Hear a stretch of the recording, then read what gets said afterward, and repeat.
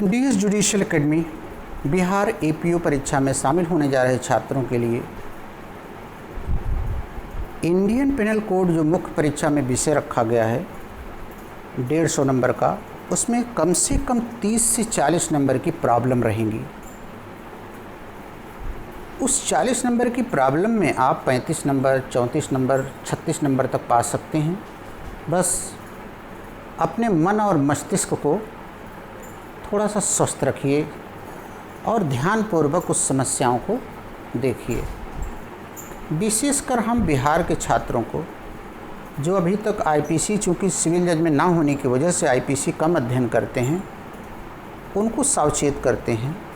साथ ही बिहार के बाहर के उन छात्रों को जो आईपीसी को जो बहुत हल्के में लेते हैं, उनको दोनों को हम बताते हैं कि आईपीसी की प्रॉब्लम कैसे लिखी जाएगी। हम आपको एविडेंस की प्रॉब्लम भी बताएंगे, सीआरपीसी की प्रॉब्लम बताएंगे कैसे लिखी जाएगी। सबसे पहले आईपीसी की प्रॉब्लम। आईपीसी की प्रॉब्लम जब आपके सामने आती है तो पूरी प्रॉब्लम को कम से कम 2 बार पढ़िए, कम से कम 2 बार उसको पढ़िए और इंग्लिश और हिंदी दोनों मीडियम में आप उसका अध्ययन कर लीजिए। इंग्लिश और हिंदी दोनों मीडियम में उस समस्या का पूरा का अध्ययन कर लीजिए। फिर देखिए वह तुमसे क्या जानना चाहता है, आप जैसे स्टूडेंट से वो क्या लिखवाना चाहता है, और समस्या पढ़ने से उसमें इरादा एग्जामिनर का पता रहता है। अगर सामने वाले की पहचान आप नहीं कर सकते हैं तो सिविल जज कैसे बन पाएंगे। ये पहचान करना पड़ेगा कि रिक्वायरमेंट ऑफ द क्वेश्चन क्या है। जैसे प्रश्न उसने पूछा हुआ है, ए बी के घर में गहने चुराने के लिए घुसता है, उसके संदूक को कमरे से आंगन में ले आता है और खोलने के पास गहने ना मिलने के कारण वहीं संदूक को छोड़कर घर से निकलकर वापस चला जाता है। ऐसे व्यक्ति का क्रिमिनल लायबिलिटी आपराधिक दायित्व बताइए। ऐसे व्यक्ति का आपराधिक दायित्व बताना है आपको। आप बहुत ज़्यादा विद्वान मत बनिए और ना बहुत ज़्यादा लेमैन बनिए।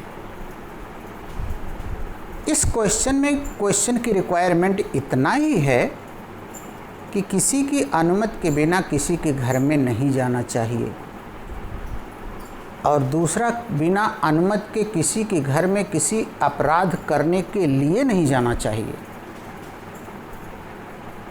और बिना अनुमति के किसी का सामान लेने के लिए किसी के पास नहीं जाना चाहिए। यही चेकिंग आपकी हो रही है, यही इतनी बातों की चेकिंग है आपकी इस प्रॉब्लम के माध्यम से। तो सबसे पहले इसमें आप देखिए, सबसे ऊपर लिखिए वर्तमान समस्या। पहले प्रश्न संख्या साफ साफ डालिए, बहुत लापरवाही से क्वेश्चन नंबर वगैरह डालते हैं। जैसे प्रश्न संख्या 1 और उसका कोई पार्ट है, उसका भाग ए। साफ साफ हर चीज़ लिखिएगा, लापरवाही नहीं। फिर बताइएगा वर्तमान समस्या। आईपीसी की धारा या धारा याद नहीं है तो आईपीसी के अंतर्गत स्थित अपराध चोरी से संबंधित है और आपराधिक अत्याचार से संबंधित। तो उपरोक्त समस्या आईपीसी में वर्णित चोरी और आपराधिक अत्याचार से संबंधित है, गृह अत्याचार से संबंधित है, जिसके अनुसार अभियुक्त गहने की चोरी के प्रयत्न के लिए और गृह अत्याचार के लिए उत्तरदायी है। ये दोनों लाइन आप लिख दीजिए। फिर चूँकि आपने लिख दिया चोरी के प्रयत्न के लिए, तो सबसे पहले चोरी की डेफिनेशन दीजिए क्यों प्रयत्न हो रहा, तो 378 को कंप्लीट परिभाषित कर दीजिए। धारा 378 के अनुसार इसके बाद लिखेंगे, तो 378 में आप धारा ना लिख करके पांचों तत्व लिख दीजिएगा। धारा 378 के अनुसार उसके 5 तत्व हैं। पहला, किसी के कब्जे से संपत्ति को लेना, उसकी सहमत के बिना लेना, बेईमानी से लेना, जंगम संपत्ति लेना, हाफार हटाना। क स ज बेह, क स ज बेह, कब्जे से लेना, सम्मत के बिना लेना, बेईमानी से लेना, हटाना और चल संपत्ति लेना। ये 5 आवश्यक तत्व हैं जो आपको चोरी गठित करते हैं। याद रखिएगा तो आपको कभी कोई दिक्कत नहीं होगी। देखिए चोरी के लिए आप ध्यान से देखिए, का फॉर कब्जा, सा फॉर सम्मत के बिना, जा फॉर जंगम, बे फॉर बेईमानी।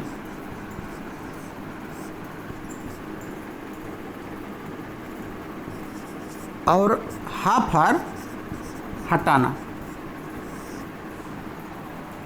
हा फॉर हटाना।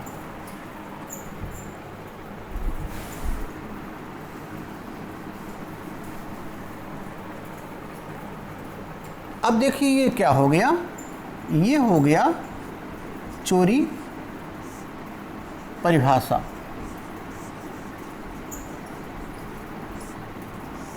ये चोरी की परिभाषा हो गई।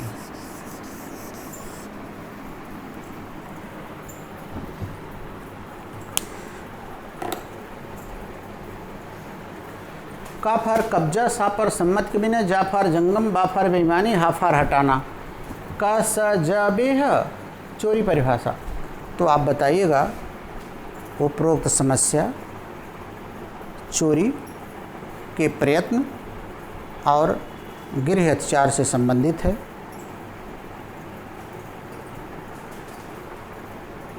फिर चोरी की परिभाषा पूरी इस तरीके से समझा दीजिएगा और फिर आपराधिक अत्याचार को 441 में है और 442 में गृह अत्याचार बता दीजिएगा। फिर लास्ट में स्टूडेंट अपना लिखे, तर्क सहित उत्तर क्या लिखेगा।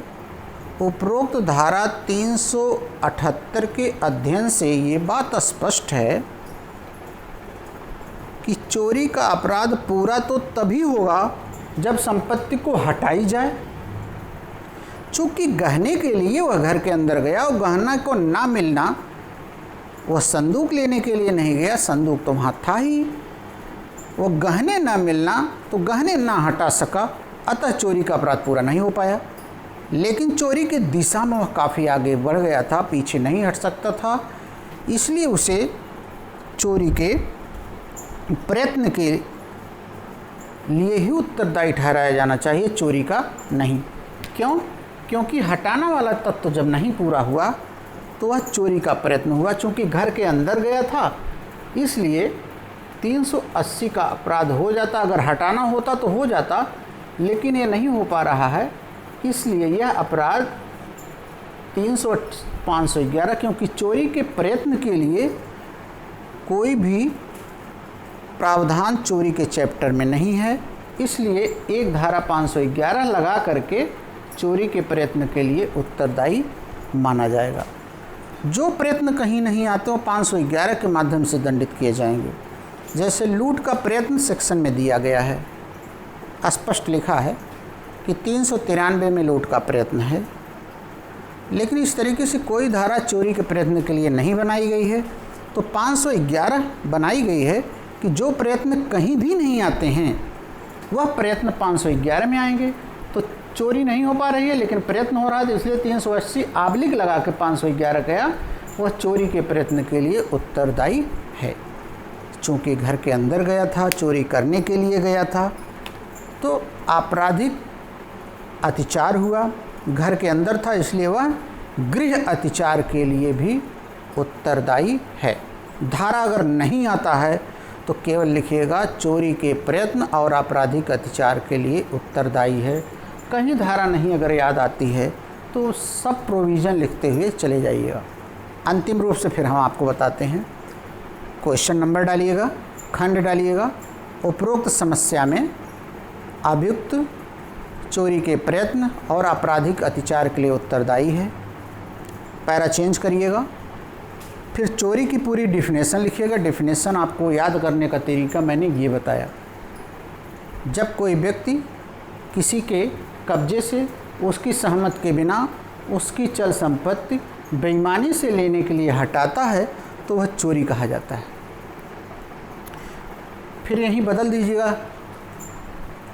चूँकि यहाँ से संपत्ति हटाई नहीं गई, गहना उस पाया नहीं, इसलिए गहना हटा नहीं, इसलिए चोरी तो नहीं हुई, लेकिन चोरी की दिशा में बहुत आगे बढ़ गया था, घर के अंदर घुस गया था, अतः वह चोरी के प्रयत्न के लिए तो उत्तरदायी है। तैयारी से आगे बढ़ गया था। चोरी के प्रयत्न के लिए चैप्टर 17 में कोई प्रावधान नहीं है, अतः वह 380 निवास गृह में चोरी और 511 चोरी आपराधिक प्रयत्न के लिए उत्तरदायी होगा। चूँकि घर के अंदर गया था इसलिए 442 लिखिएगा और फिर दोनों में लिखिएगा चोरी के प्रयत्न और गृह अत्याचार के लिए ऐसे व्यक्ति को दंडित किया जाएगा। उपरोक्त विवेचन से स्पष्ट है चोरी के प्रयत्न और गृह अत्याचार के लिए वह उत्तरदायी है। शेष हम अगले वीडियो में अगली समस्या का जिक्र करेंगे। सभी एपीओ में शामिल होने वाले छात्रों को बहुत बहुत धन्यवाद।